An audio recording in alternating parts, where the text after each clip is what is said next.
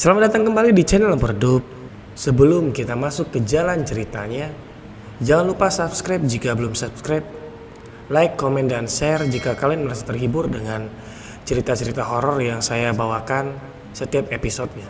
Sedikit kisi-kisi dari cerita pada episode kali ini, yaitu seorang lelaki yang bertemu oleh sesosok wanita pada malam hari, saat itu malam minggu. Ia berkenalan, namun ternyata ujung-ujungnya adalah teror yang ia dapatkan. Baik, tidak perlu berbasa-basi lagi. Kita mulai ceritanya, cerita horor kita mulai.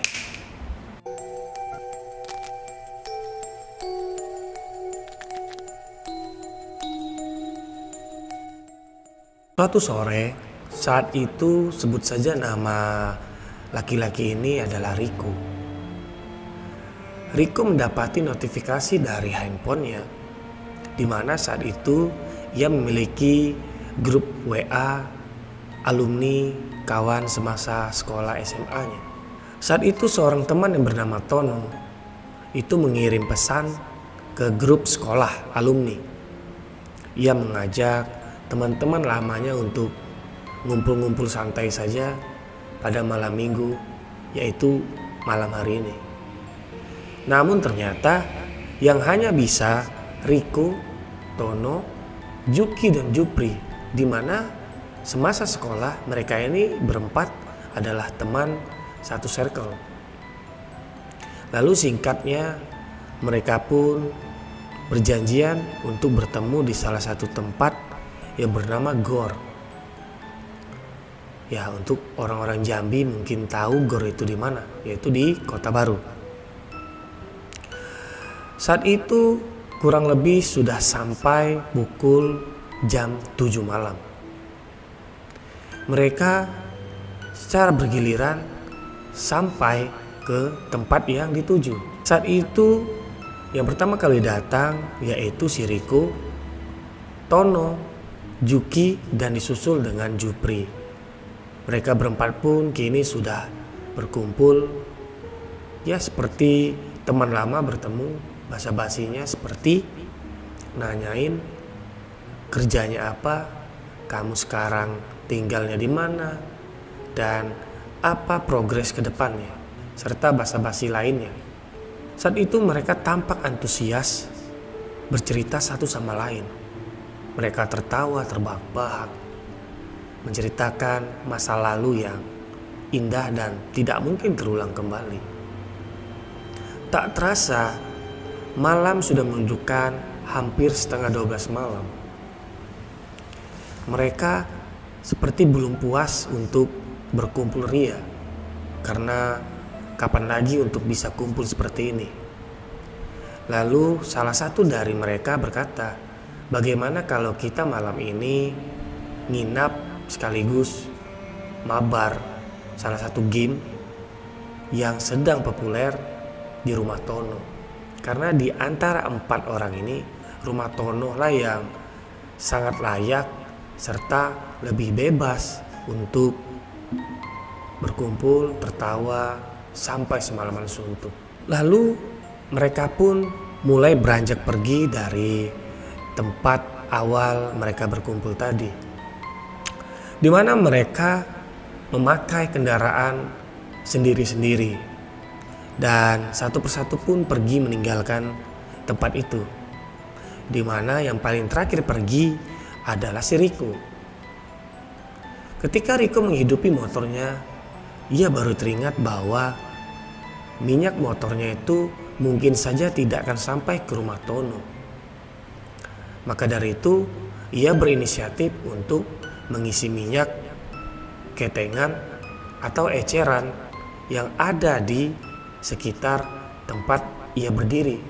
Lalu ia keluarlah dari gor dan mencari toko yang menjual minyak. Sampailah ia bertemu salah satu toko yang hanya berdiri sendiri di pinggir jalan. Ia mampir ke toko tersebut, namun penjual dari toko itu tidak ada di toko tersebut. Karena Riko butuh dengan minyak ini, ia berusaha lebih untuk memanggil dan berteriak supaya si pemilik toko ini dengar. Namun ternyata si pemilik toko sedang buang air kecil di salah satu pohon besar yang tidak jauh berada di belakang toko. "Permisi, permisi." Lalu ada sautan dari kejauhan yang menjawab permisi dari si Riko. "Ya mas, tunggu," ucap si pemilik toko.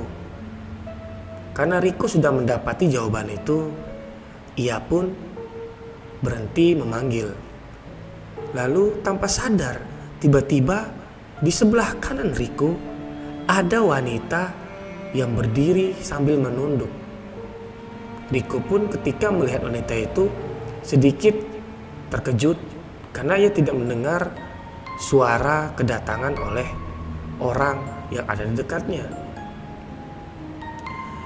Awalnya Riko terkejut, namun ketika ia melihat wanita itu dengan postur tubuh yang ideal menurutnya, saat itu wanita itu menggunakan pakaian berwarna merah, dress merah yang bercorakkan bunga berwarna putih, serta di kepalanya ada pita berwarna merah.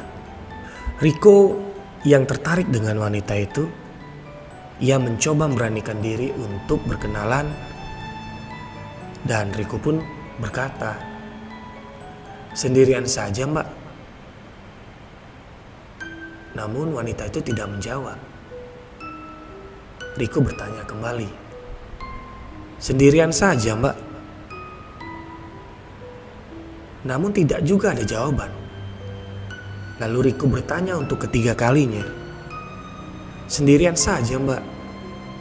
Perlahan kepala wanita yang tadi menunduk tiba-tiba mendongakkan kepalanya, lalu dengan perlahan menatap ke arah si Riko. Betapa terkejutnya Riko, bukan karena gelagat wanita ini yang aneh, namun ternyata wanita ini tampak sangat cantik menurut Riko.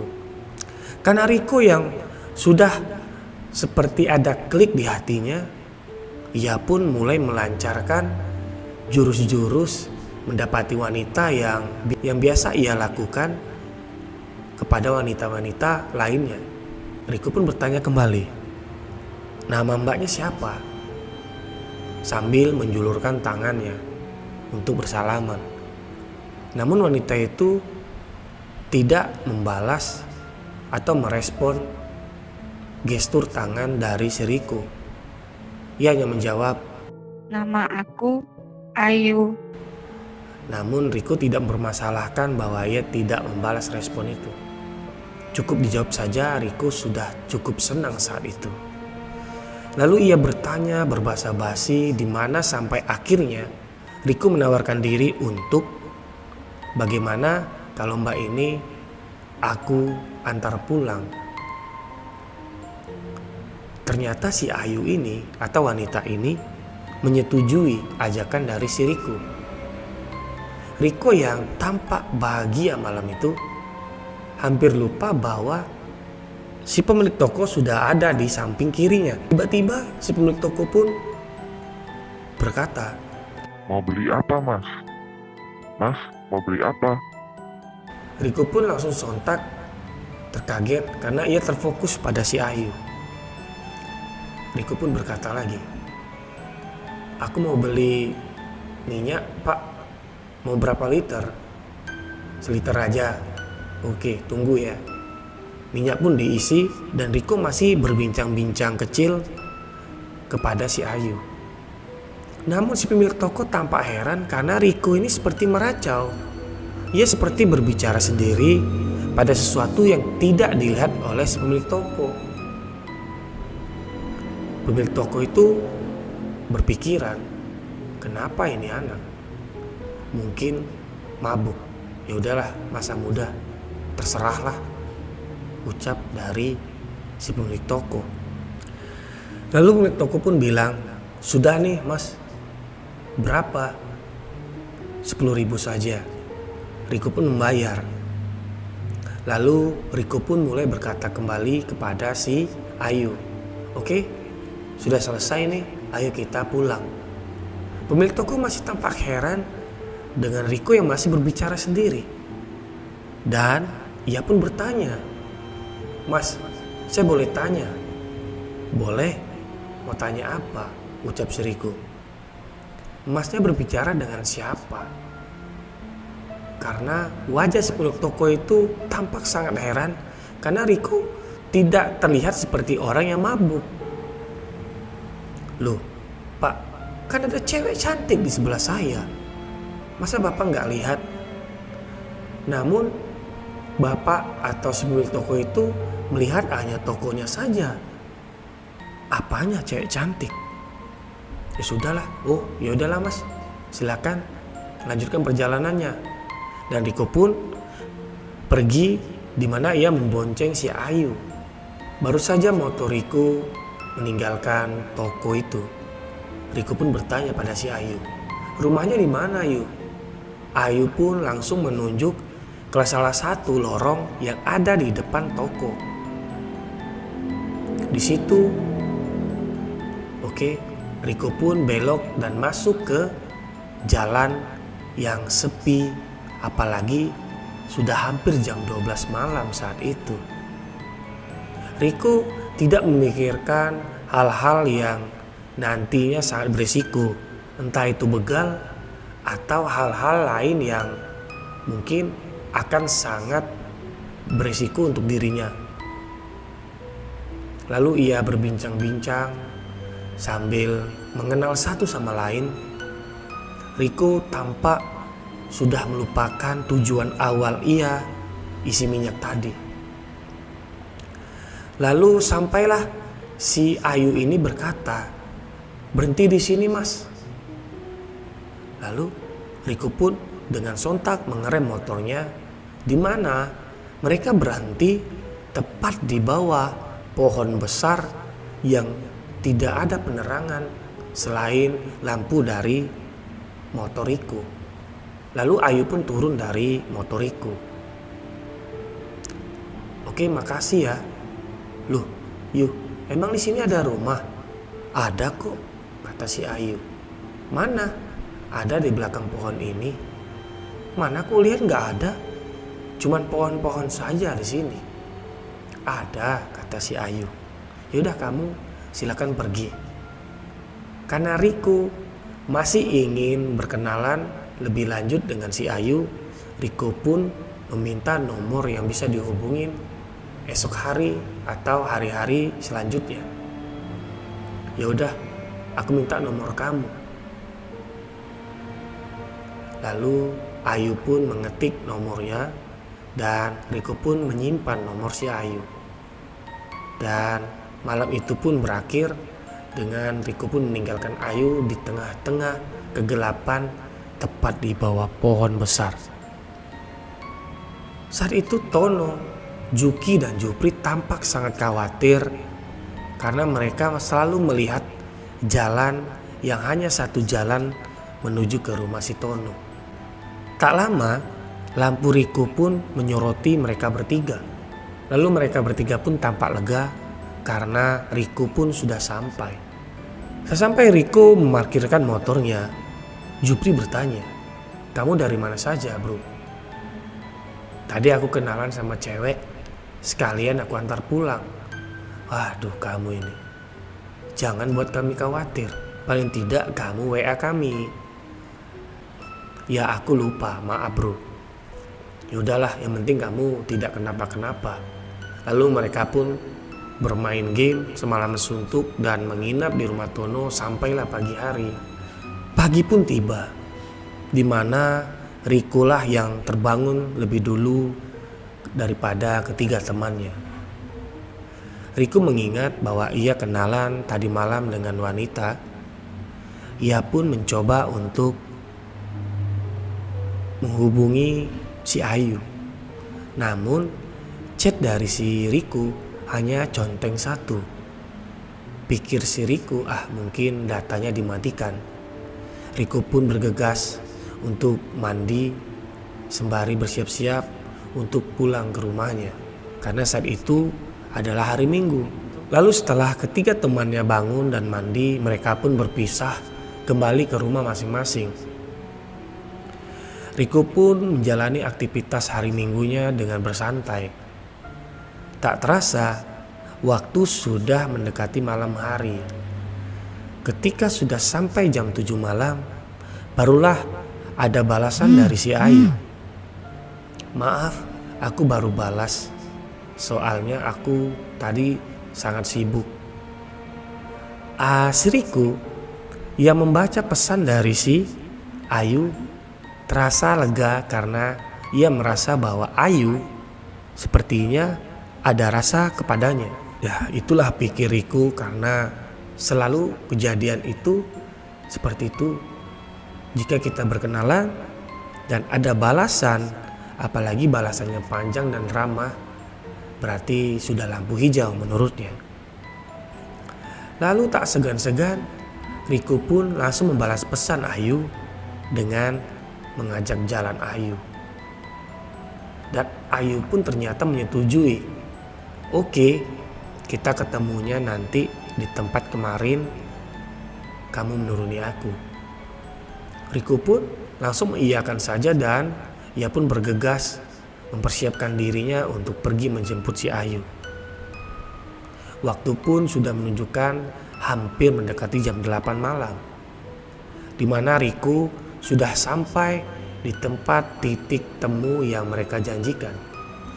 Sesampai di pohon besar itu, Riko masih sangat terheran-heran karena tidak ada rumah satupun yang ada di sekitarnya. Lalu ia membuka handphonenya untuk menghubungi Ayu bahwa ia sudah sampai. Belum selesai ia mengetik, tiba-tiba Ayu muncul di balik pohon besar itu dengan berpakaian yang sama, namun masih terlihat sangat cantik menurut si Riko. Riko sadar bahwa bajunya sama dengan baju semalam. Namun karena ini masih proses PDKT, ia tidak ingin berkomentar lebih lanjut karena takut menyinggung hati dari wanita ini. "Yaudah ayo, kita langsung pergi dari sini. Hatiku kurang enak." Namun di saat Ayu sudah mendekati Riko, diiringi juga dengan aroma melati yang sangat-sangat menyengat. Riko yang mencium aroma melati itu bertanya pada si Ayu, "Parfum kamu terlalu banyak, Ayu." Ayu pun hanya tersenyum saja sambil menaiki motor si Riko. Lalu Riko pun menancap gasnya meninggalkan tempat yang cukup mengerikan bagi si Riko.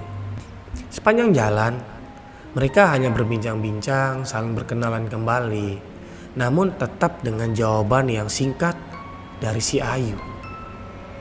Lalu Riko pun mampir ke salah satu minimarket yang masih buka. Ia pun membeli minuman supaya wanita ini tidak kehausan berjalan dengannya. Karena Riko masih bingung, ini wanita mau dibawa kemana, mau diajak jalan kemana. Lalu ia bertanya, "Yuh, kamu kira-kira malam ini mau aku ajak kemana? Ada nggak tujuan kamu yang ingin kamu datangi malam hari ini?" "Terserah kamu saja, aku ikut saja." Nggak apa-apa, malam ini kamu maunya kemana, nanti aku antar." "Yakin ya?" "Iya, ya udah. Aku mau ke salah satu tempat yang sangat aku rindukan, di mana itu adalah rumahku." "Rumahmu? Bukankah rumahmu itu rumah yang tadi?" "Ya, rumahku ada 2. Ya udah, aku antar aja kamu ke situ." Lalu mereka berdua pun pergi menuju tempat yang dituju. Riko menjalani kendaraannya dengan kecepatan sedang saja. Namun Riko tampak heran karena tunjukkan atau arahan dari si Ayu ini seperti menuju ke pinggir kota, di mana pinggir kota itu penerangan sangat minim dan juga rumah sudah mulai berjarak-jarak. Ia bertanya pada si Ayu, "Masih jauh Yu?" "Nggak, dekat lagi kok." Riko pun masih terus terheran-heran karena terlalu jauh menurutnya. Nanti jam berapa lagi aku antar pulang? Namun ya udah, karena Riko masih menjaga perasaan si Ayu, ia pun terus menggas motornya sampailah di salah satu tempat di mana Ayu menunjuk sebuah lorong yang ada tulisannya tempat pemakaman umum. Ia pun berhentikan motornya tepat di samping lorong itu. Dan Riko bertanya pada si Ayu, "Di sini tempatnya?" "Iya, di dalam lorong ini." "Kamu yakin?" "Ya, aku yakin. Ini rumahku." "Emang ada rumah di sini?" "Ada, banyak kok." Riko pun sedikit lega karena mendengar bahwa ada banyak rumah di dalam lorong ini. Lalu Riko pun menghidupkan lagi motornya dan ia pun mulai memasuki lorong yang ada tulisan tempat pemakaman umum. Nah, sesampai ia masuk ke dalam lorong itu, yang dikatakan oleh si Ayu tidak benar. Yang ada hanyalah rumput-rumputan, pohon, dan pohon-pohon besar. Lalu Riko pun memelankan motornya. Ayu pun bilang lagi, "Jangan ragu bang, ada kok." Riko sudah sedikit tidak percaya lagi kepada si Ayu. Ia mulai meragu pada wanita ini. Namun Riko seperti terpaksa untuk terus melajukan motornya. Lalu di ujung jalan sudah ada tulisan "Selamat datang di TPU" yang tidak bisa saya sebutkan namanya. Lalu Riko pun memberhentikan motornya. Dan Ayu pun turun dari motor si Riko sambil bertanya, "Kenapa diberhentikan bang? Rumahku maju lagi." Riko masih melihat terpaku, melihat gerbang tempat pemakaman umum itu. Ia belum melihat Ayu yang berdiri di sampingnya. "Bang, bang," kata si Ayu. Lalu Riko pun perlahan melihat ke Ayu. Namun penampilan Ayu sudah berubah. Sangat berubah total. Di mana saat itu Ayu menggunakan pakaian berwarna merah terang. Rambutnya terjuntai sampai ke pahanya, begitu panjang. Ayu yang sebelumnya ia kenal itu begitu cantik. Namun Ayu yang ada di sebelahnya ini berparas sangat hancur wajahnya, di mana di pipi bagian kirinya itu ada luka borok, di mana ada beberapa belatung yang menggerogoti lukanya. Lalu di bagian lehernya ada luka yang begitu dalam seperti digorok. Dan mata Ayu terus mengalirkan darah sampai membasahi bajunya. Riko yang begitu gemetar melihat si Ayu. Ia sampai tidak bisa menguasai gerak tubuhnya. Tubuhnya begitu lemas. Bahkan untuk berteriak pun ia sudah tidak sanggup lagi. Lalu Ayu perlahan mendekati Riko. Suaranya berubah menjadi sangat bergetar sampai menyakiti telinga si Riko. Dan Ayu pun bergeram. "Kenapa bang? Kenapa? Kenapa kamu takut melihatku? Riko pandangannya mulai gelap dan ia pun terjatuh dari motornya. Lalu sampailah pagi hari. Pagi hari itu Riko terbangun sudah berada di tengah-tengah jalan, tepat di depan gerbang selamat datang di tempat pemakaman umum. Saat itu Riko tidak begitu mengingat kejadian malam itu. Pikirannya masih ngeblank. Lalu ia membuka handphonenya, di mana di handphonenya itu ada tulisan notifikasi pesan dari Ayu. Di mana tulisan itu, terima kasih sudah mengantar Ayu pulang. Lalu ingatan malam itu kembali teringat. Dan Riko yang kembali mengingat kejadian malam itu, ia segera bergegas pergi meninggalkan tempat itu dengan menancap gasnya sekencang-kencang motor yang ia bisa lakukan. Lalu Riko pun sampailah di rumah, di mana tubuhnya terasa sangat hangat. Riko pun demam. Riko yang merasakan tubuhnya tidak enak badan. Ia pun terbaring di tempat tidurnya sampailah menjelang malam lagi. Orang tuanya merawat Riko, memberikan makan serta obat, dan Riko pun izin untuk kembali tidur di kamar tidurnya. Saat itu tepat jam 12 malam, di mana Riko mematikan lampunya. Saat itu Riko terbangun karena ada suara berisik di balik jendela kamarnya, di mana kaca jendelanya seperti diketuk-ketuk menggunakan kuku jari. Tak tak tak tak, tak tak tak tak, dan itu terus berulang. Di mana Riko mulai sangat kesal karena ia ingin istirahat namun diganggu. Ia bangun dari tempat tidurnya sembari mendekati sumber suara yang ada di balik jendela itu. Perlahan ia mendekati dan dengan cepatnya ia menyingkap hordeng jendela itu.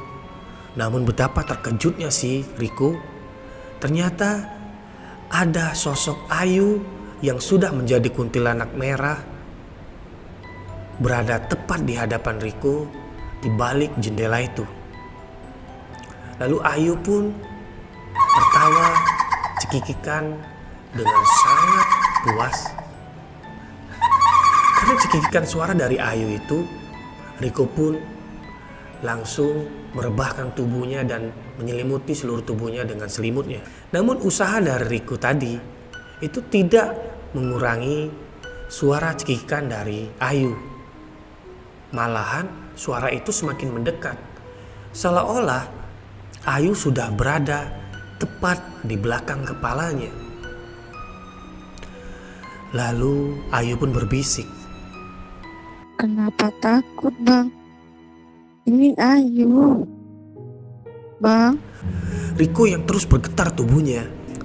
Ia semakin menggigil bukan hanya karena demam, namun juga karena takut. Ia sampai mendengar degupan dari suara jantungnya.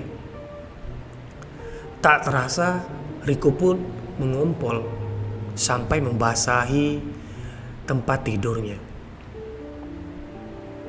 Namun gangguannya tidak sampai di situ saja. Tiba-tiba selimut dari Riko itu seperti ditarik dengan sangat kencang, sampai membuat Riko berteriak sekencang-kencangnya. Jangan takut bang, ini aku Ayu. Sambil tertawa cekikan seperti khasnya seorang kuntilanak. Lalu keluarganya yang mendengarkan teriakan si Riko bergegas masuk ke dalam kamar Riko. Mereka pun bertanya pada si Riko, "Kamu kenapa, Bang? Riko, kamu kenapa?" "Ada kuntilanak, Bu. Ada kuntilanak di kamar Riko, Bu." "Mana? Tidak ada. Mana? Coba lihat." "Aku nggak berani, Bu." "Coba kamu lihat, tidak ada." "Ibu lihat, tidak ada, Riko." Lalu Riko memberanikan untuk melihat sekeliling kamarnya. Dan memang benar, tidak ada Ayu yang ada di dalam kamarnya. Namun ketika Riko melihat ke pintu kamarnya, di situ ada Ayu yang tampak senyum yang sangat menyeramkan di sela-sela ayah dan adiknya yang berdiri di depan pintu. Sontak Riko pun berteriak kembali sambil menunjuk ke arah ayah dan adiknya. Ibunya yang mendengar teriakan itu tampak begitu panik, lalu melihat ke arah tunjukan dari si Riko. Namun yang ia lihat hanyalah ada suami dan anaknya atau adik dari si Riko. "Kamu kenapa, Riko? Apa yang sudah kamu alamin dan apa yang sedang terjadi?" tanya ayah dan ibunya. Lalu Riko pun menceritakan apa yang sudah terjadi kemarin malam. Dan ayahnya yang mendengarkan itu menyimpulkan bahwa Riko sedang diikuti oleh sosok kuntilanak. Dengan segala macam upaya supaya Riko bisa tidur pada malam hari ini, karena esoknya ayah si Riko berniat untuk mengajak Riko pergi ke orang yang paham tentang hal-hal mistis. Setelah Riko diajak dan diobatin, benar saja bahwa ketika Riko berada di tempat orang yang paham tentang hal-hal mistis, orang itu pun melihat Riko sambil menggelengkan kepalanya. "Kamu pasti berkenalan dengan kuntilanak, bukan? Namun ia tampak seperti manusia biasa, wanita yang sangat cantik, kan?" "Iya, Pak. Saya tahu karena dia sedang ada di sini, di ruangan ini. Ia sedang tersenyum, sinis, melihat aku," ucap si bapak itu. Lalu ia menunjuk ke salah satu sudut ruangan itu. Dan benar saja, di sudut ruangan itu barang-barang yang ada di dekatnya bergetar dan berjatuhan. Riko yang melihat itu tampak masih trauma dengan kejadian semalam. Lalu ia cepat berkata kepada si bapak itu, "Tolong segera obati saya, Pak. Saya sudah tidak sanggup lagi dengan gangguan ini. Kamu tenang, saya akan obati kamu." Lalu proses pengobatan pun terjadi, di mana bapak itu mengambil sebuah gelas yang berisi air putih, lalu ia baca-bacakan dan ia semburkan ke wajah Riko. Lalu Riko pun dengan spontan tubuhnya terjatuh dan Riko pun pingsan. Ketika Riko terbangun dari pingsannya, Riko sudah berada di rumahnya, tepatnya di kamar tidurnya, di mana saat itu ada ayah dan ibunya yang sedang berdiri di sampingnya. "Kamu sudah bangun, Nak?" "Kok Riko sudah di sini, Pak?" "Kok Riko sudah di sini, Bu?" "Iya, tadi kamu pingsan. Kata si bapak itu, kamu sudah sembuh, atau lebih tepatnya kamu sudah tidak akan diganggu lagi." "Yang betul, ya." Dan benar saja, setelah kejadian itu, atau setelah kejadian ia diobatin itu, Riku pun sudah tidak diganggu lagi oleh sosok kuntilanak yang bernama Ayu. Dan cerita pun selesai. Terima kasih buat kalian yang masih menonton cerita ini sampai di titik ini. Oh ya, jangan lupa subscribe jika kalian belum subscribe, like dan komen kalau kalian merasa terhibur dengan cerita ini. Karena dukungan dari kalian sangat kami butuhkan, bahkan kritik dan saran kalian akan kami baca. Dan sampai jumpa pada episode selanjutnya. See you.